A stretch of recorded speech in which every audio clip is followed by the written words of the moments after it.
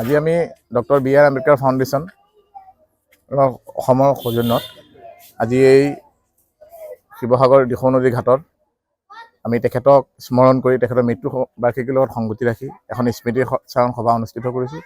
লগতে আমাৰ এটি সমদলো আমি উলিয়াম, এটি শান্তি সমদল আমাৰ এই থানাঘাটৰ পৰা শিৱসাগৰ জিলা আয়ুক্তৰ কাষত থকা প্ৰতিমূৰ্তি স্থানলৈ।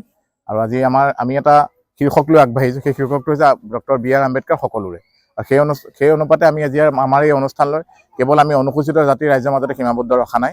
আমাৰ অনুষ্ঠানভাগি আমি বিলাই দিব চেষ্টা কৰিছোঁ ৰাইজৰ মাজলৈ। আৰু সেই অনুপাতে আমি বিভিন্ন ভাষা ভাষীৰ লোক আমাৰ মাজত আহি উপস্থিত হৈছে। তেওঁলোকৰ প্ৰতিনিধিসকলো খন্তেক সময়ৰ পিছত আমি সম্বৰ্ধনা যাচিম।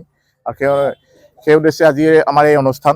আমাৰ মাজত নগাঁও, সুদূৰ নগাঁও, যোৰহাটৰ প্ৰতিনিধিও আমাৰ মাজত উপস্থিত হৈছে।